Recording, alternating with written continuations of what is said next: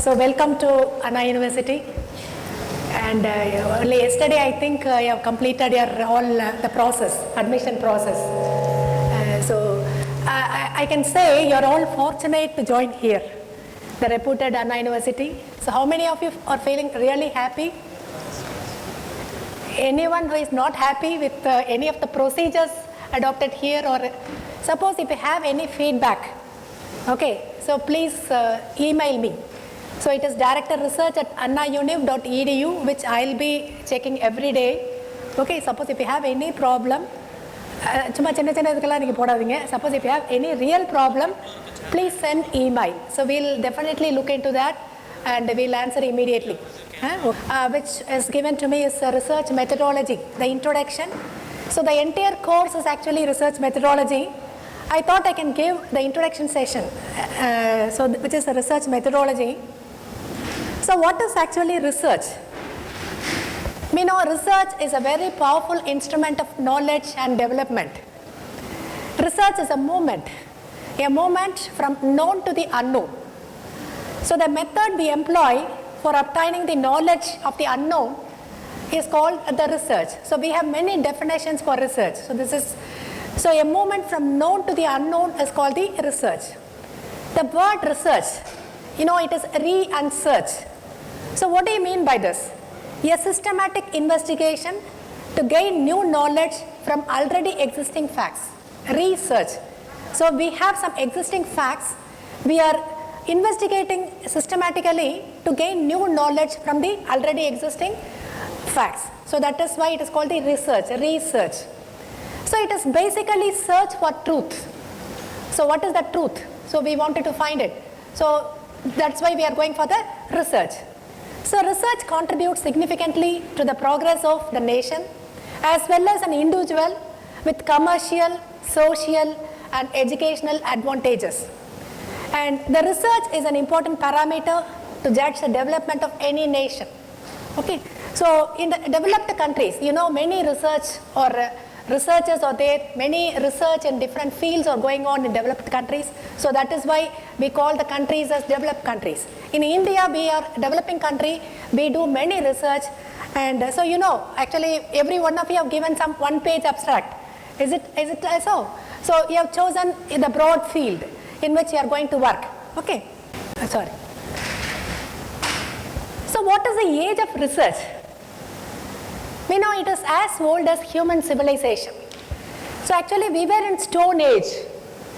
So in Stone Age, people were using only stones as equipment or instrument. Whereas now, we are in global village. What is called global village? So we have all facilities. Communication is so much. So actually my daughter is there in US, but I don't feel anything. Because every day I'm talking with the use of WhatsApp call we can make. I can see directly. So the entire world is connected through the internet. And also we have many tall buildings, multi-story buildings, many infrastructural facilities we have. Everything is only because of research, which has continuously occurred from the Stone Age to the present global village stage. Okay. So the progress from Stone Age to the present global village, it is a result of one or the other kind of research people have conducted. Okay. So what is the importance of research? So our knowledge is actually, can I say I know everything? No, no one is such that we don't know everything. Okay, so our knowledge is limited. We have a number of problems which need to be solved. Okay, so what is the first step in research? We need to find what is the actual research gap. Okay, so what is the area in which I'm going to work, and what is the actual research gap? So that we need to find. Okay, so very often we identify a vacuum in our knowledge and try to address it by asking related questions.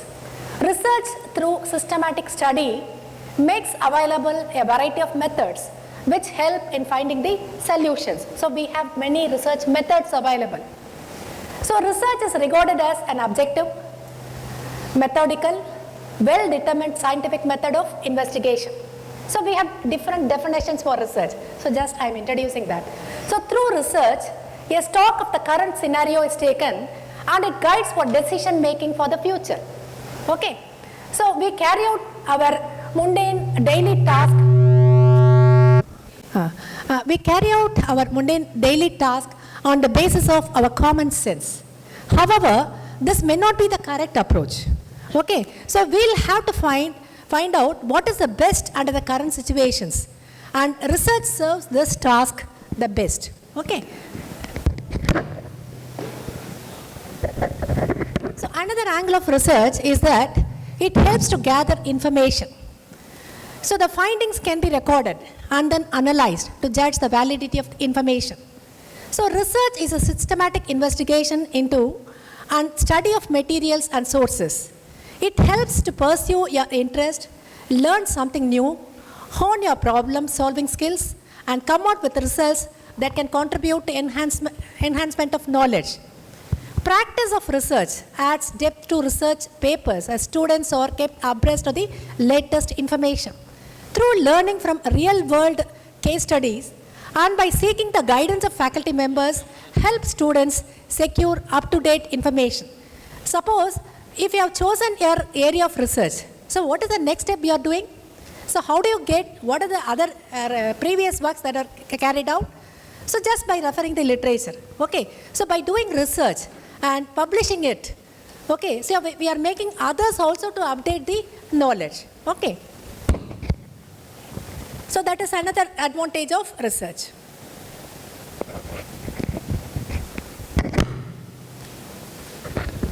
So why research is necessary and valuable in our daily life?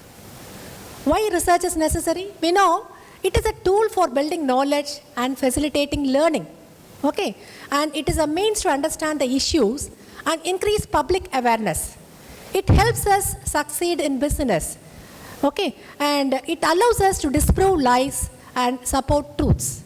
Okay, so in any field, it may be in civil engineering or it may be in mechanical engineering or energy, as our Vice Chancellor was discussing.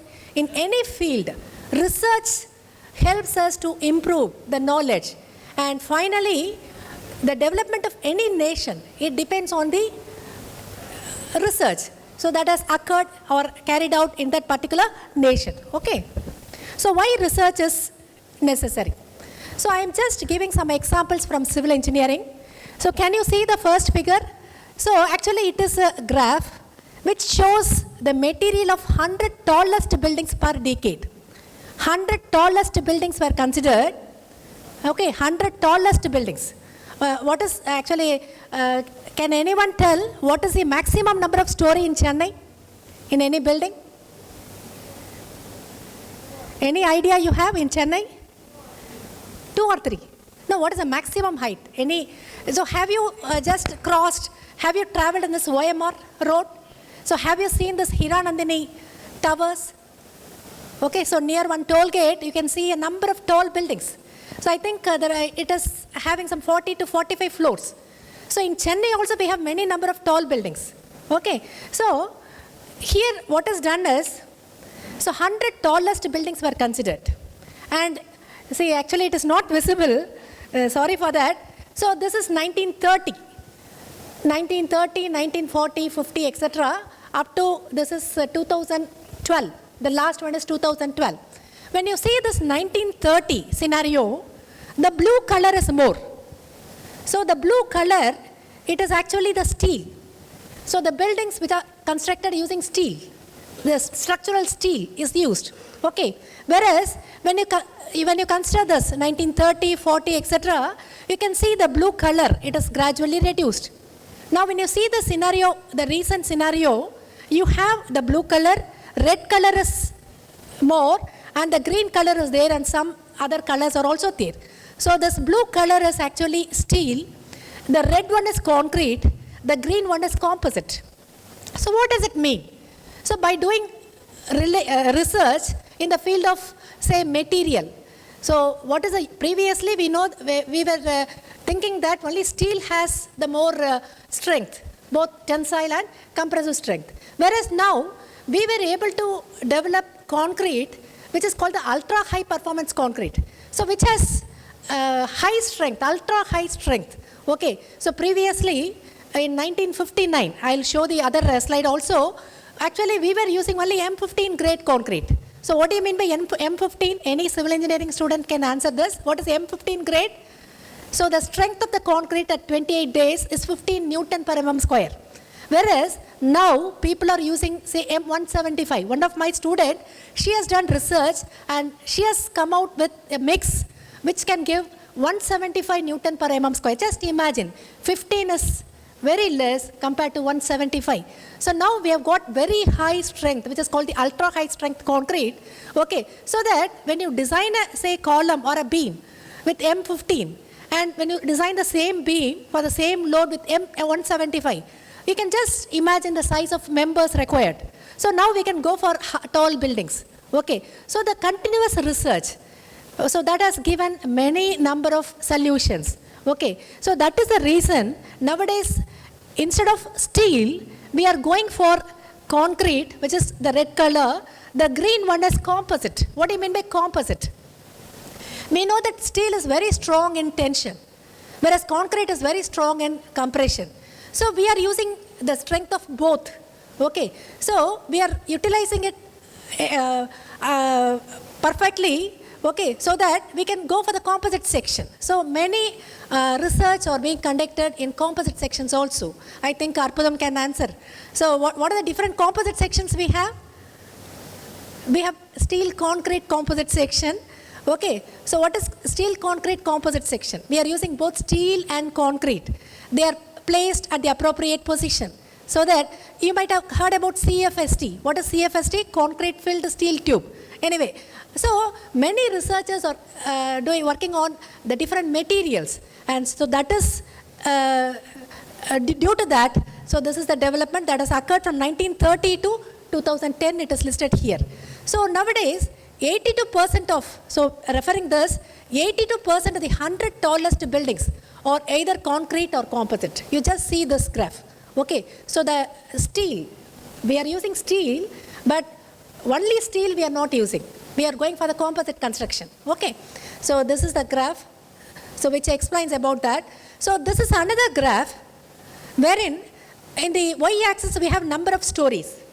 In the x-axis we have the structural steel quantity used for the construction of the building. Okay, when you see this, the number of stories, it is 20, 40, 60, 80, 100. Okay, so let me consider the 100-story case here. So there are, one is here, which is Empire State Building. Okay, so the Empire State Building has more than 100 floors. I think it is 105 floors. Okay, so the quantity of steel required when this Empire State Building was constructed is 200 units. It is 200 kg, 205 kg per square meter area of floor area. Square meter area of floor area. So this is Empire State Building, which was constructed in 1930. How much quantity of steel was required during that time? It is 205. Whereas the other building, which is, so here this dot represents the Sears Tower. Okay, so it is not visible, sorry for that. So the Sears Tower, it has more than 120 floors. Okay, so this is 100, this line is 100, this is around 120. Okay, so this was constructed in 1950 to 1990. So during that region, so the quantity of steel required was only 147. So there is, see, the cost of a building, it depends on what? How much quantity of steel required? So that will reflect in the cost. Okay, so we have reduced the cost very much by doing lot of research. So what are the reasons for this? Okay, so I'm giving, because I am a civil engineer, I am giving examples from civil engineering field. Okay, okay. So you can see the tall buildings in India. We know Mumbai has many number of tall buildings, but nowadays we have got a tall building in Calcutta, Hyderabad, even in Chennai we have many tall buildings. Okay, so this I have particularly included. When I was doing PG here in 1989-91, we used to travel in the Anna Salai. Okay, so we used to see that tall building, which was the only tall building in Chennai. It is LIC building, which has 14 stories. It was constructed in 1959. I was telling the grade of concrete used during those days is only M15. Okay, so this was the only one we call this a skyscraper, but nowadays we don't call this a skyscraper, but okay. So this was the only one building which was available during those days. But nowadays we have got, so this is the building which I was telling, okay. So this is Hiranandani building. So we have many number of tall buildings in India. So we have a list, okay. So, so this is, the height is 442 meter. If the height is 442 meter, how many stories it will have? You can just divide approximately by 3. The height of one story that is approximately 3 meters. Okay, so you can just imagine. So we have many number of buildings. So this has become possible only because of the research which has been carried out in material, concrete, composite. Okay, and nowadays we are talking about the special concretes, ultra high performance concrete, etc. And not only in material, actually when you want to do the analysis, how the analysis is to be done, I want to design a building, I want to do the analysis. Okay, I need to have some software. Nowadays we have got very many sophisticated softwares and computers available.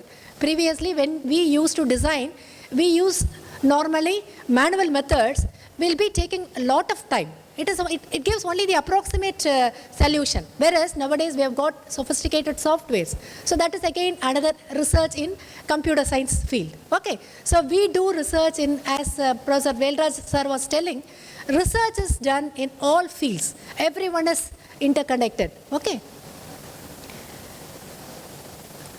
So I was telling you about the steel buildings and concrete buildings. Now the design concepts have changed.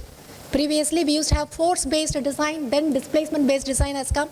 Now it is performance-based design. So the research in different areas, okay, in both steel and also concrete were carried out. So that is, so all these things were possible because of the research in material behavior, computer technology, hardware and software, and also in analysis.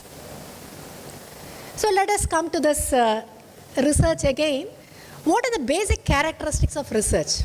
Okay, research, okay, so you should do in a systematic, I can say research is a systematic and critical investigation. Okay, it aims at certain discovery of new facts and the correct information.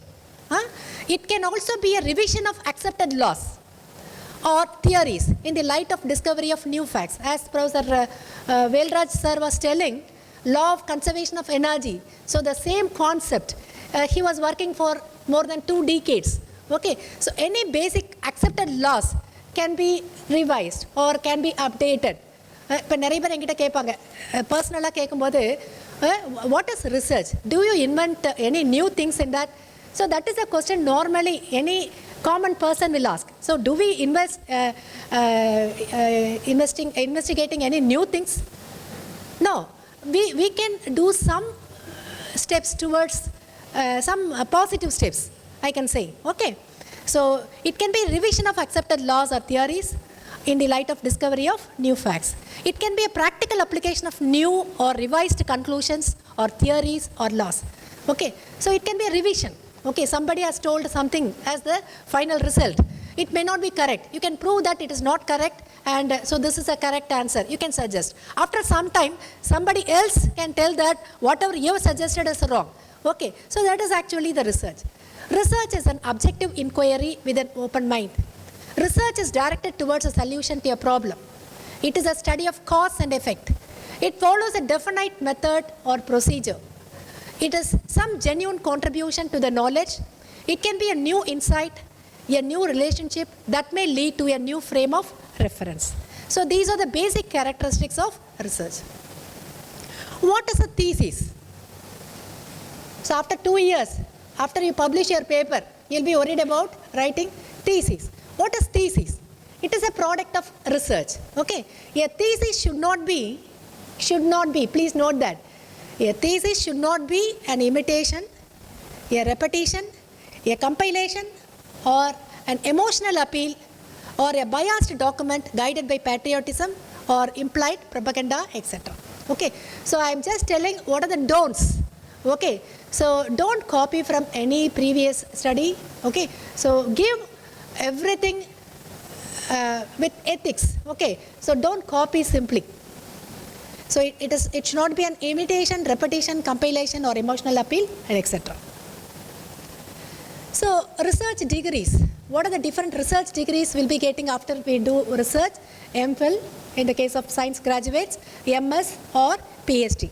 Research is also conducted to write a research paper or an article. See, I have completed my PhD. Okay, so I don't want to get degree. But even then, I can do the research because I want to write a paper or I want to make some contribution.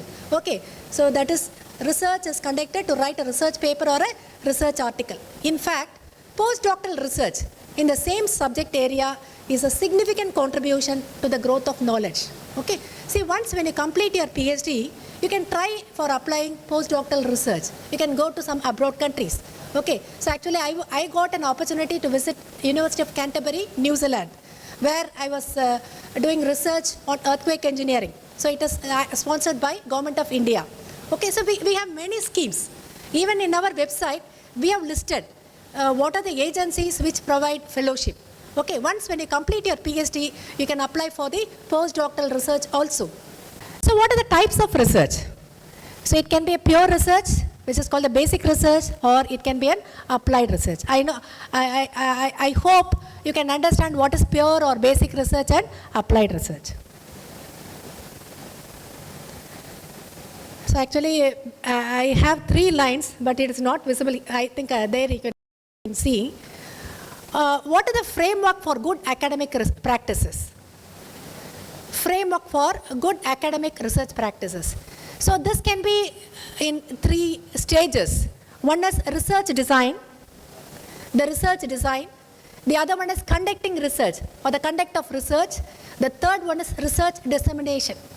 The 3 stages or framework for good academic research is research design, conduct of research, and research dissemination.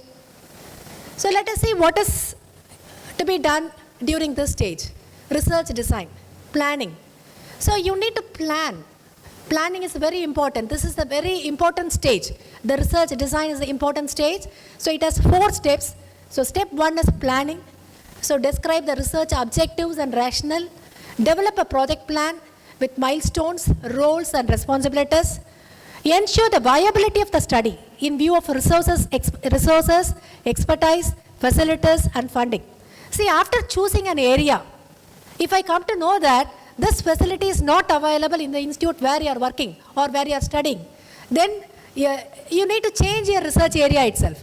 So before you plan, at the planning stage itself, before you start, at the planning stage itself, you should be very clear that, okay, you need to prepare the planning. So ensure the viability of study in view of resources, expertise, facilities and funding. Keep abreast with the relevant regulatory, ethical, organizational and other guidelines. Okay, so you please don't say after say 1 year, now you are starting work, starting your PhD here in the university department. See, without referring your PhD regulations, now PhD regulations are it is posted in the website. You can always refer it. Okay, without referring that, don't say after some time that I don't know this rule. So I forgot to register for 4 courses. So everything is given in the regulation. So please refer it, and so keep abreast with the relevant regulatory. So you need to refer your PhD regulations and other guidelines. Seek requisite licenses, approvals and permissions in advance. Suppose if you want to work in other institute or industry, you need to get permission from CFR. So referring the regulations, you need to get permissions. The prior permissions are required. You need to plan for your research so that it will not be any problem for you and also for your research. You can finish within the prescribed time. So research questions and documentation is the second step in the research design. Formulation of the research question requires consultation with the experts. And so I'll tell all these steps briefly in the next slide. So we have the third step, which is literature review. So one of the expert, he'll be giving more highlights about the literature review. And the fourth one is data, research methods and analytical approach. So we have many sessions in which all these topics will be covered in detail. Okay. So anyway, the research design has 4 steps. What are the 4 steps? Planning, research questions and documentations. The third one is literature review. Fourth one is data, research methods, and analytical approach. This is about the research design. So when you want to select your research problem, so what are the steps to be followed? So step one is literature review. Initiate your research. Select the broad area of interest. Discuss with R&D colleagues.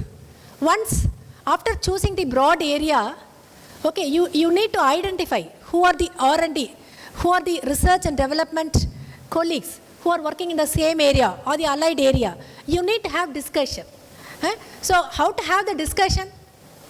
So I have many number of scholars working with me, and many are actually, they'll be joining here.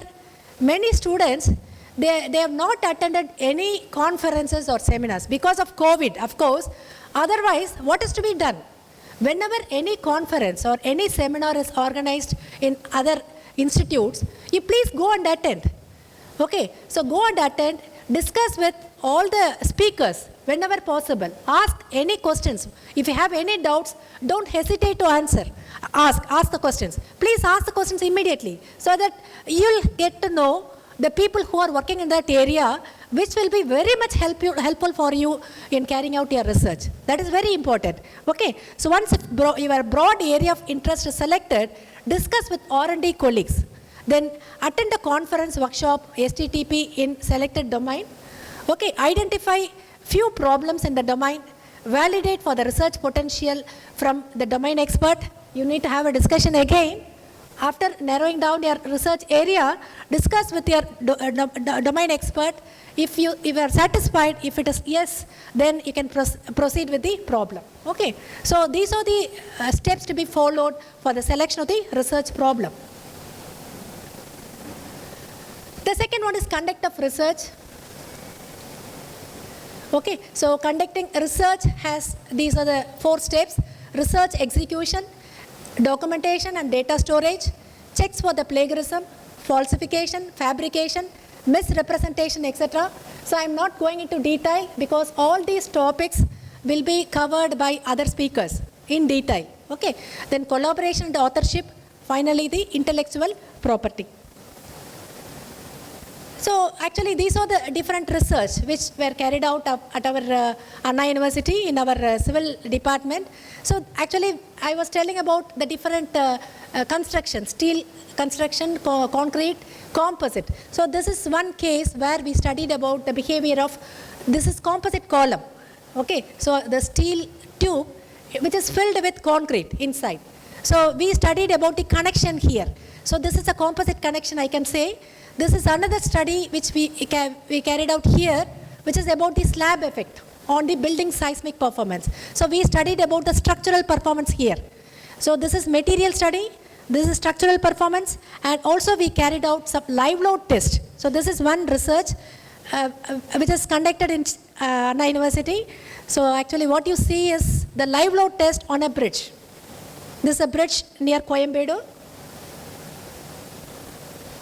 So the last step is dissemination, research dissemination.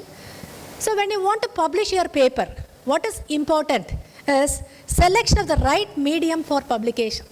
Okay, choosing the right journal for publication, which is very important. Don't publish your work in any third-rated journals. So that will reduce your value. Okay, so always try to publish in good journals. See, you can discuss with the other your research colleagues. Okay, some students may say that if you submit paper for this journal, it may take 1 year. Definitely time, they will take some more time, but publishing in a good journal will give you more value. If you are publishing in a third-rated journal, just because you want to publish, then that will reduce. In some cases, people are giving negative marks during selection of any. So don't publish in any third-rated journal. Publish only in the good journal. So dissemination is very important. Then finally the translation of research. So all these parts will be covered in the later so actually we have published in some good journals, magazine of concrete research, some Elsevier. So what are the qualities of a good researcher? A good researcher is to be a good reader, Only if you are a good reader, you can be a good researcher. Okay. A good reader, research temperament. You should have the confidence. Research is a kind of pursuit, and without curiosity, one cannot pursue the matter up to its logical end. If you don't have the research temperament, then you'll not be able to complete. Okay. You will not be able to come to the end. Okay. So capacity and willingness for hard work. You need to definitely work hard so that you can complete within the time. And motivation should be there. Intellectual discipline, so which is very, very important. Imagination, sense of relevance, scientific attitude, language skills, and courage. So these are the qualities of a good researcher. So what is our role? Center for Research. So we act as a coach. CFR encourages and enables a culture of research integrity and provides training. So this is the first step. We are in the induction program today. So CFR encourages and enables a culture of research integrity and provides training as a coach. And we are also as enforcer. We monitor research activity for the potential malfeasance and act swiftly with fairness and tact when it notices or has instances of research misconduct brought to its attention. Whenever we get some message that one research scholar has copied the paper. 2 days back, I got the same mail from one central government organization. They say that some professors from some affiliated college. So they have just copied the paper, and even the title they have not changed. Only the names they have changed and published in another journal. And so actually we are going to take some steps for punishing them. Okay, so don't do that. So we'll also act as enforcer. Okay. So actually we have the website. I hope you might have already visited this website. For all notification, you need to refer this website, CFR website. And actually, so one is for the scholar, the other is for supervisor, and one more for the institution. And one more thing I wanted to tell here. So we have a list which gives what are the different fellowships that are available. Okay, so please refer our website. Always any announcement we'll be posting it in the website. Okay, so don't say that I have not referred the website, so I don't know this, anything. Always, every day, please visit this website and see for the announcement or any messages. So we have the students portal, and recently we have introduced one form which is called the query form. Normally what is done is, if you have any doubt, any scholar, immediately they will make a call. And here we have only one person who is attending all the calls. So we have some implementation issues here. Okay, so whenever you have any query, please post it using the query form. So this will, each one of you is assigned with some registration number. Okay, so you, someone may be connected with AR11 or AR12 or AR6. Okay, so immediately this query, whatever you post, it will be sent to that concerned AR, the dealing hand. So they will answer immediately with the help of our directors. Okay, so post your queries if you have any queries using the Scholar login. And this is our team. I think you might have seen.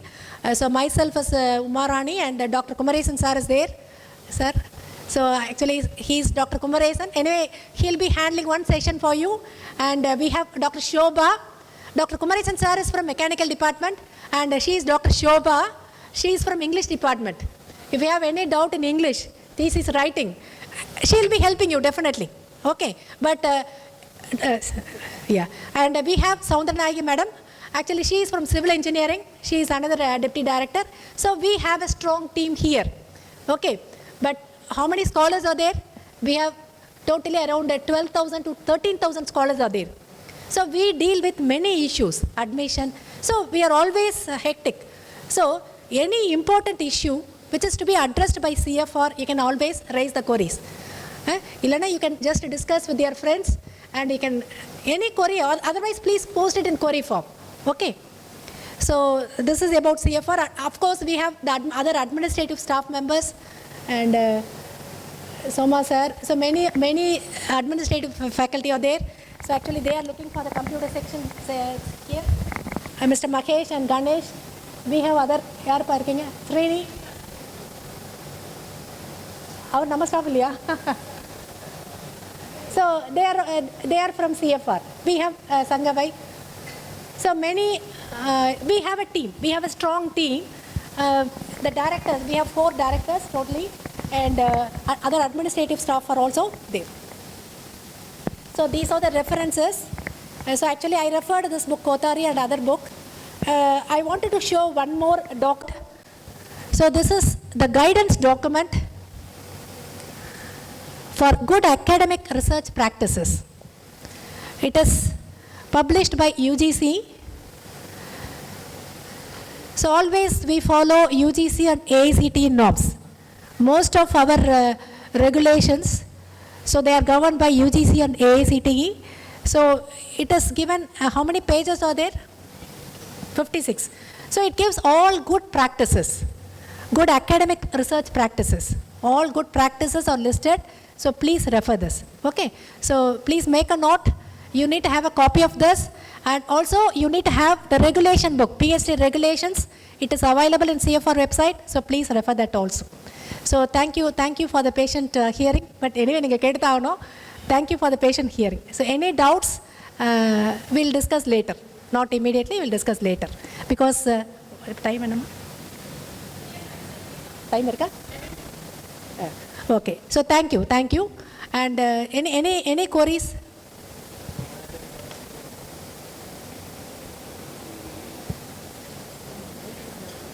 Any queries?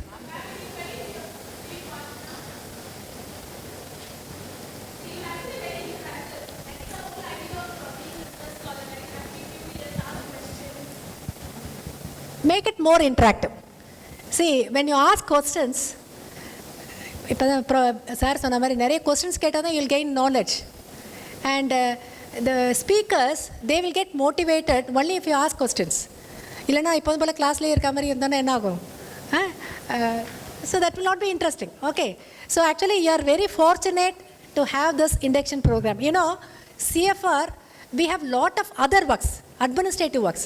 நீங்கள் வந்தீங்கன்னா தெரியும் எங்கள் ஆஃபீஸில் பார்த்தீங்கன்னா, in spite of all other works, we thought we need to conduct this induction program mainly because it will definitely benefit all the research scholars. ஏன்னா இப்போ என்னென்னா 5 years முடிச்சிருப்பாங்க, அவங்களோட அப்ஜெக்டிவ்லேயே தப்பாக இருக்கும். Once if the objective is wrong, sir repeatedly சொல்ல எல்லா மீட்டிங்லேயும் அதான் சொல்லுவார் அவர், if the question itself is wrong, then you cannot have any right answer. So that is the reason we arranged in spite of all other hectic works we have. Anyway, attend all the sessions without fail. It is very important. So the attendance will be taken. And one more thing, it is mandatory.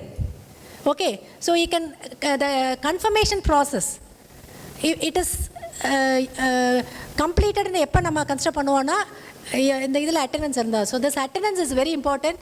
So your presence is very, it is mandatory and you need to be here. இப்போ நீங்கள் attend பண்ணலாம், அடுத்த semester நீங்கள் attend பண்ணிட்டு தான். If you want to have your confirmation immediately, it'll not be, if you have not attended this induction program, then it'll not be allowed. The confirmation of registration will not be done. So it is mandatory as per our regulation. So please attend and ask as many questions as possible. Okay. Thank you. Thank you. The next step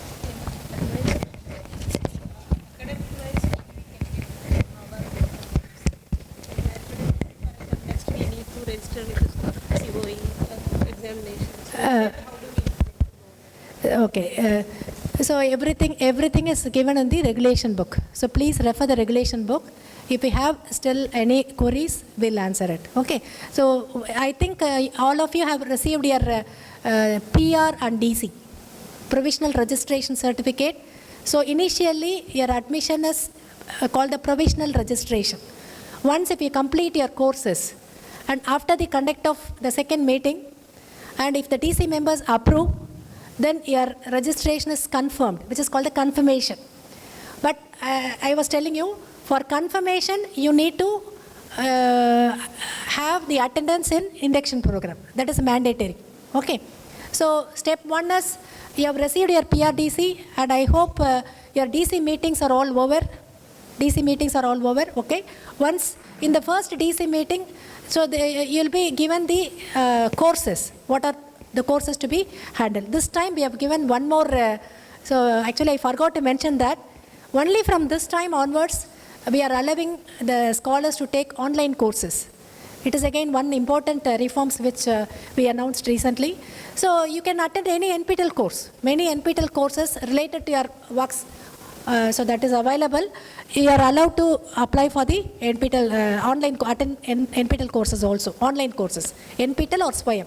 But the thing is, all the courses, whatever you attend, so they are to be evaluated. Some courses you can attend, but they are not evaluated.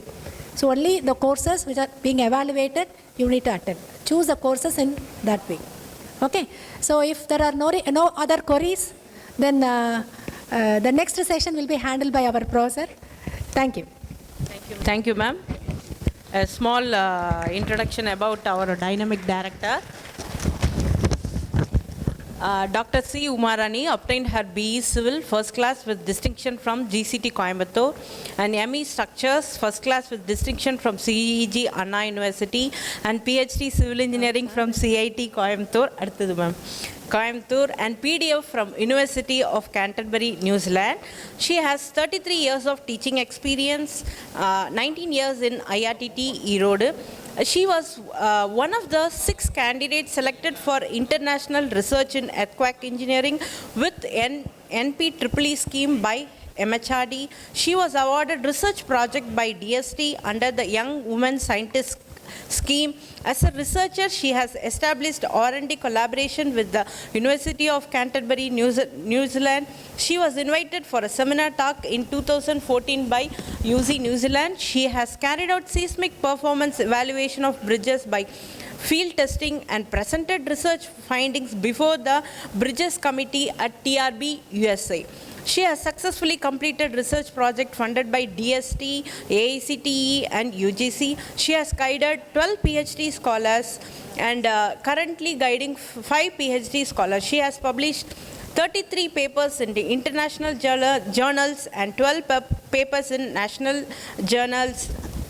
And she has involved in many major sponsored studies which include structural analysis and design of major grade separators like Perambur Flyover Bridge, strength and condition assessment of 300-meter high RCC TV tower at Rameswaram, proof checking the design of service reservoir, international students hostel for IISc Pune. She has coordinated training programs for masons, barbenders, site supervised for earthquake resisting construction.